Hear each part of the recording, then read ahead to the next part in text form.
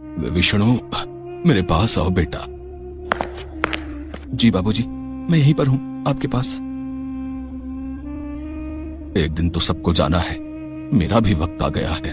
लक्ष्मी, तुम भी मेरे पास आकर बैठो बेटी। अब सुंदर कहाँ है? भैया रास्ते में है बाबूजी, बस पहुंचते ही होंगे। वो भी आ जाता तो ठीक रहता। तुम सबको एक जरूरी बात बतानी थी, कहीं उसके आने से पहले मेरे प्राण न निकल जाएं। ऐसा न कहिए पिताजी, आपको कुछ नहीं होगा। भैया भाभी बस आते ही होंगे। आएंगे, जरूर आएंगे वो, पर मेरे चले जाने के बाद और आते ही अपना हिस्सा मांगेंगे। अच्छे से जानता हूं उन दोनों को। तुम दोनों बहुत भोले हो और वो दोनों एक नंबर के चालाक। खैर, अब जो मैं बताने जा रहा हूं उसे ध्यान से सुनो। मैंने इस तरह बंसीलाल स्वर्ग सिधार गए और उनकी बात अधूरी ही रह गई। विष्णु और लक्ष्मी फूट फूट कर रोने लगे। बंसीलाल के 2 बेटे थे। बड़े बेटे का नाम सुंदर और उसकी पत्नी मालती थी, जबकि विष्णु उनका छोटा बेटा था और उसकी पत्नी लक्ष्मी थी। बंसीलाल हमेशा से विष्णु के घर पर ही रहते थे। विष्णु और लक्ष्मी उनकी खूब सेवा करते थे, जबकि सुंदर और मालती को तो हमेशा से बस बंसीलाल की जमीन जायदाद से ही मतलब था। जैसा कि बंसीलाल ने कहा था, उनकी मौत के बाद सुंदर और मालती वहाँ पहुँचे। विष्णु, पिताजी चल बसे क्या? जी भैया, हम अनाथ हो गए भैया। बाबूजी नहीं रहे। अब कोई बात नहीं, हिम्मत रख भाई। अच्छा ये बता, पिताजी ने जाते हुए कुछ कहा क्या? अब नहीं तो मतलब, अरे वही अपनी जमीन या खेत के बारे में कुछ? नहीं भैया, इस बारे में तो कुछ नहीं कहा। हाँ तो ठीक है ना, आप 2 ही भाई तो हो, आधी आधी बांट लो जमीन। भाभी, अभी पिताजी का देहांत हुआ है, ये सब बातें बाद में भी तो हो सकती हैं। हाँ, तो मैं कौन सा बिल्कुल अभी कागज पत्तर मांग रही हूँ। सुंदर और मालती एक नंबर के लालची थे। सुंदर बहुत पहले ही पैसे कमाने के चक्कर में शहर चला गया था और शहर में रहकर उसने अच्छा खासा पैसा भी कमा लिया था, जबकि विष्णु सिर्फ इसलिए गांव में रहा ताकि वो अपने पिता की देखभाल कर सके और खेती बाड़ी संभाल सके। इस तरह से सुंदर के मुकाबले विष्णु हमेशा से ही गरीब ही रहा। लेकिन इस बात का ना तो विष्णु को कोई अफसोस था और ना ही उसकी पत्नी लक्ष्मी को। दोनों ने मिलकर बंसीलाल का बहुत अच्छे से ख्याल रखा और उन्हें कभी कोई कमी नहीं होने दी। जबकि अमीर होने के बावजूद सुंदर और उसकी पत्नी मालती एक नंबर के कंजूस और लालची थे।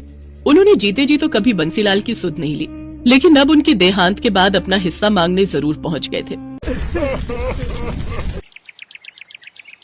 विष्णु, अब तो सारे काम निपट गए हैं और मेरी छुट्टी भी खत्म होने वाली है। तो आओ, अब जरा बंटवारा कर लेते हैं। भैया, बंटवारा करना जरूरी है क्या? और नहीं तो क्या विष्णु भैया, आप तो रहते हो गांव में, अपनी जमीन की देखरेख कर ही लोगे, पर हम शहर से कहाँ आते रहेंगे बार बार। इतना टाइम थोड़ी ही होता है हमारे पास। अब बंटवारा हो जाए तो हम अपने हिस्से की जमीन बेचकर निश्चिंत हो जाए और फिर चले जाए वापस। भाभी, तो क्या गांव से कोई नाता नहीं रखोगी अब यहाँ गांव में है ही क्या लक्ष्मी? पहले पिताजी थे तो फिर भी आना जाना हो जाता था, अब क्या ही करना है यहाँ आकर। मालती और सुंदर ने जिद ठान ली थी कि बंटवारा तो होकर रहेगा। और फिर बंटवारे से ठीक एक दिन पहले, सुनो जी। हाँ बताओ। मेरे पास एक कमाल का आइडिया है। अगर हम कुछ ऐसा करें कि विष्णु अपनी जमीन भी हमें बेच दे तो कैसा रहेगा? पर वो अपने हिस्से की जमीन हमें क्यों बेचेगा? और हम क्या करेंगे इतनी सारी जमीन का भाई? हम क्या करेंगे मतलब? अरे सारी जमीन बेच बाच कर शहर में बढ़िया घर और चमचमाती गाड़ी लेंगे और क्या। पर ऐसा होगा कैसे भाई? मालती ने सुंदर को अपने दिमाग की सारी खुराफात बता दी। फिर अगले दिन सुंदर सुबह विष्णु से बोला, विष्णु क्या कर रहे हो? खेत जा रहा हूँ भैया, बीज बोने हैं। अच्छा, तो तुम मेरे साथ तहसील नहीं चलोगे क्या? तहसील? वहाँ क्यों जाना है भैया? अरे वो पिताजी का मृत्यु प्रमाण पत्र लेकर जमीन अपने नाम ट्रांसफर करवानी पड़ेगी ना। ओहो, भैया आप ही देख लो ना ये सब, मुझे वैसे इन सब के बारे में क्या पता। चलो ठीक है, मैं अपने हिसाब से देख लूंगा। भोला भाला विष्णु सुंदर पर बहुत भरोसा करता था। आखिर दोनों सगे भाई थे। उधर मालती और सुंदर तो यही चाहते थे कि विष्णु उनके साथ ना जाए। मालती और विष्णु उस दिन तहसील के बहाने सारा दिन घूमते रहे और फिर शाम को अपने प्लान के मुताबिक वो घर में दाखिल हुए। अरे भैया भाभी, आ गए आप लोग? थक गए होंगे ना, पूरा दिन लग गया आज तो। अरे पूछो मत, पूरा दिन धूप में परेशान हो गए। और हासिल क्या हुआ? ढेला ही मिलेगा ना। पिताजी ने हमारे लिए कुछ नहीं छोड़ा। कुछ नहीं छोड़ा? मतलब पिताजी हमारे लिए इतनी सारी जमीन छोड़ तो गए है ना? अरे ये जमीन हमारी नहीं है लक्ष्मी। पिताजी ने बैंक से लोन लिया था ना 2 लाख रुपए का, जो उन्होंने चुकाया नहीं, और बैंक ने अब जमीन पर केस लगा दिया है। तब तक उनको पैसा नहीं मिलेगा। जमीन हमारी तो क्या, किसी का भी नाम नहीं हो पाएगी। पर भैया, पिताजी ने तो इस बारे में कभी कुछ नहीं बताया। अरे कैसे बताते? अगर वो बता देते कि जमीन गिरवी रखी है तो हम नाराज नहीं हो जाते। खुद तो चले गए और हमें भिखारी बना गए। कुछ भी हो भाभी, पर ऐसे तो मत बोलिए पिताजी के बारे में। अरे तुम चुप रहो लक्ष्मी, ये देख रही हो, ये बैंक का नोटिस है। इसमें साफ साफ लिखा है कि अगर हमने 1 महीने के अंदर 4 लाख रुपए नहीं चुकाए तो वो खेत की जमीन के साथ साथ हमारे घरों पर भी कब्जा कर लेंगे। हे भगवान, अब हम क्या करेंगे भैया? अब तो बस एक ही तरीका है विष्णु, 2 लाख तुम दो, 2 लाख हम देते हैं और जमीन बचा लेते हैं। भैया लेकिन इतना पैसा तो नहीं है हमारे पास। विष्णु और लक्ष्मी सुंदर और मालती की चाल में फंस चुके थे। वैसे एक तरीका है जिससे काम बन सकता है। हाँ, तो जल्दी बताओ ना। अगर ये दोनों अपने हिस्से की जमीन बेच दें तो काम बन सकता है। पर हम जमीन कैसे बेच सकते हैं? आप ही ने तो बताया कि जमीन पर केस है। हाँ, कोई और तो नहीं ले सकता, लेकिन हम तो ले सकते हैं। अगर तुम दोनों अपने हिस्से की जमीन हमें दे दो तो मैं अपने भैया से 2 लाख रुपए लेकर बैंक के पैसे चुका दूंगी, और फिर जब जमीन पर केस खत्म हो जाएगा तो उसे बेचकर अपने भैया के पैसे चुका दूंगी।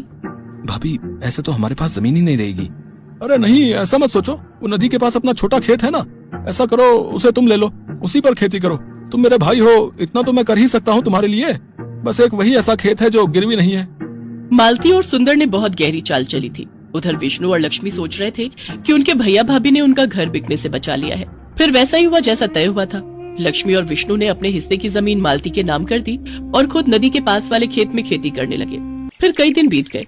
मालती और सुंदर सारी जमीन मिलने से खुश थे, तो विष्णु और लक्ष्मी भी अपना घर बच जाने की बात से संतुष्ट थे।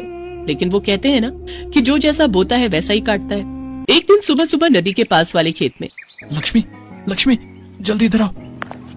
क्या हुआ जी? ये देखो, खेत में जुताई करते हुए मुझे क्या मिला? जुताई में विष्णु को एक लोहे का बक्सा मिला था जिसमें ढेर सारे सोने के सिक्के भरे हुए थे। तो वहीं दूसरी तरफ ठीक उसी वक्त शहर में मालती के घर की घंटी बजी। ये घर सुंदर का है? जी हाँ, आप कौन? हम लक्ष्मी सागर बैंक से आए हैं। आपके पिता बंसीलाल ने 4 लाख रुपए का लोन लिया था हमसे, और उन्होंने उसकी सिर्फ 3-4 किश्तें ही चुकाई हैं। हम गांव में आपकी खेती की सारी जमीन अपने कब्जे में ले चुके हैं और उसकी नीलामी करेंगे। अगर आप चाहते हैं कि हम ऐसा ना करें तो आपको सूद समेत कुल 9 लाख रुपए भरने पड़ेंगे, वो भी 3 महीनों के अंदर। सुंदर आए तो उन्हें ये बात बता देना। मालती को समझ नहीं आ रहा था कि आखिर ये सब क्या हुआ और कैसे हो गया, लेकिन सच तो यही था कि अब जाकर हुआ था असल मायने में बंटवारा। जिसने जो बोया था वही उसे मिल रहा था।